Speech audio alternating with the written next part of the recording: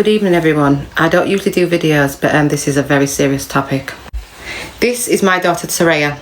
She's now 22 years old. She went on holiday for a week with her friend to Jamaica back in October 2024.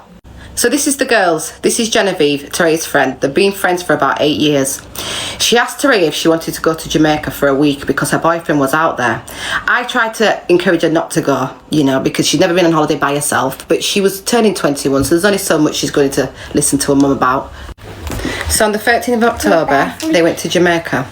I tried to encourage Teraya to get her own accommodation because she didn't know these boys from nowhere. This was Genevieve's boyfriend of 2 years. She'd been dating this boy, supposedly from Milton Keynes, for 2 years. She was told his name was Tony. Now again, I told my daughter to get her own accommodation, but she wouldn't listen. This is supposed to be Tony. But his name's not Tony. His name is Uriah Gordon. And this is his Jamaican cousin, LeJean, we think. So again, this is Uriah Gordon, or should we say Tony, as the girls knew him as. Now Jenny was seeing this boy for 2 years. Imagine, 2 years. So Uriah paid for Jenny's ticket because obviously she thought he was a boyfriend, and I paid for Teraya's ticket because she was turning 21. So this is where it all began. They went to Jamaica 13th of October. The boys picked them up from the airport and took them to St Mary, where they had this prestigious Airbnb. I'm talking jacuzzi, swimming pool, everything. I'm still trying to tell my daughter, get your own Airbnb. She's like, Mum, it's fine. And obviously because the artist TJ, he was doing a music video next door, the guy that does Drift. So she's not going to listen to her mum, is she? But I still tried to encourage it, but she did her own thing. So, obviously the next day they're settling in. The boys have taken them everywhere. Duns River, YS Falls, everywhere. Rafting, where you get the rub down and everything. They did everything, took them everywhere. Fancy meals, everything you can think of. But they had an agenda. So let's fast forward to the last day. Bearing in mind they went for 1 week. Before my daughter went to Jamaica, I spoke to her clearly and I told her, do not be carrying nothing from Jamaica. Don't even think about it. Anyway, Jenny's boyfriend, 2 years, he's saying to her, will you bring these trainers back for my cousin? So Teraya said no, but they pulled on her heartstrings. So obviously she agreed in the end.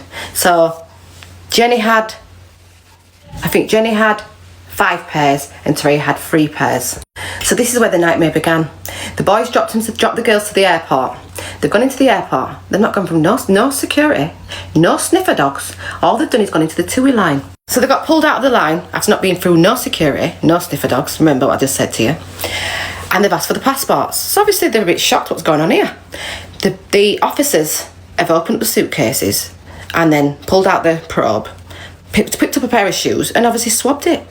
And it's come back positive for what? You know what? I don't need to say it on here and get banned. Anyway, the girls were taken into custody. They were held at the Cambridge police station in St James, Montego Bay. Then at about 11:30 that night, I got a phone call from the British Embassy. I thought I was going to die. Anyway, I flew out there about 4 days later, and it took me 19 days to get my daughter out of jail. She was in jail for 19 days. The conditions of the jail were horrendous, as you can imagine. Concrete floor, full of women in the same predicament. While they were in jail, I provided food, water, pads, anything that I was allowed to send in. On the 8th of November, Teraya was released.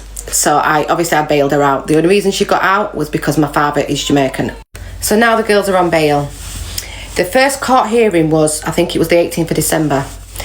In total, these girls went to court 11 times. This is how long this was prolonged. It was just a long, unnecessary experience.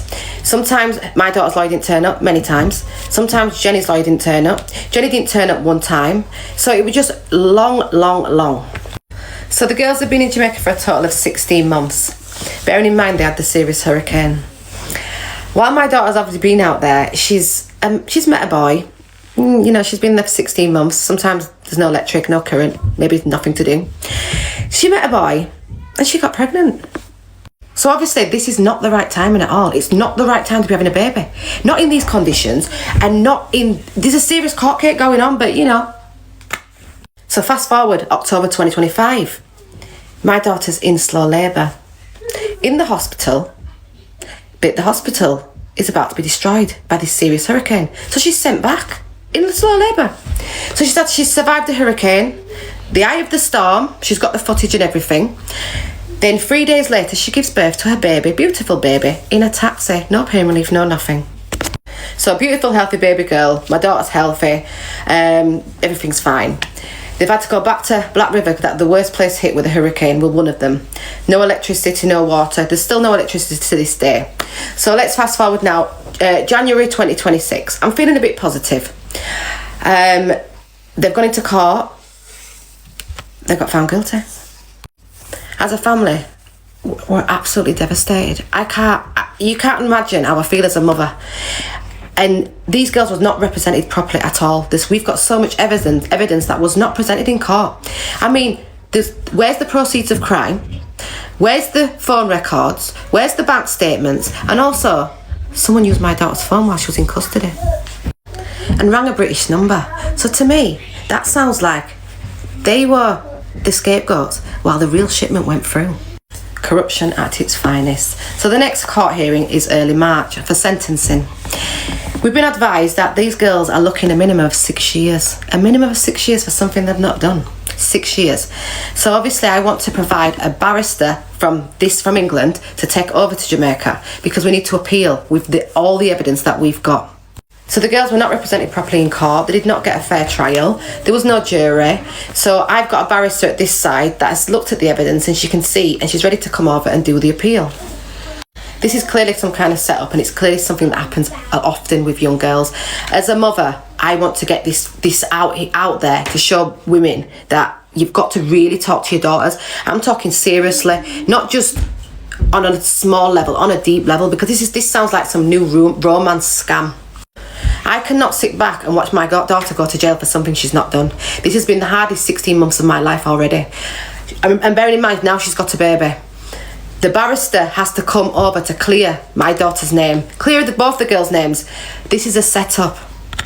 So we're doing this fundraiser because we need to obviously provide legal assistance in Jamaica, because we can't rely on the lawyers that these girls have had. They've taken the money and not done a good job, and now they're looking 6 years. This can't happen. I cannot sit back and watch this happen. My middle daughter has not seen her sister in 16 months. I can't. It's been so much heartache, so much pain. I refuse to allow this to happen. I'm not going to allow this to happen. I'm going to fight. I cannot sit back and allow my daughter to go to jail for something she's not done.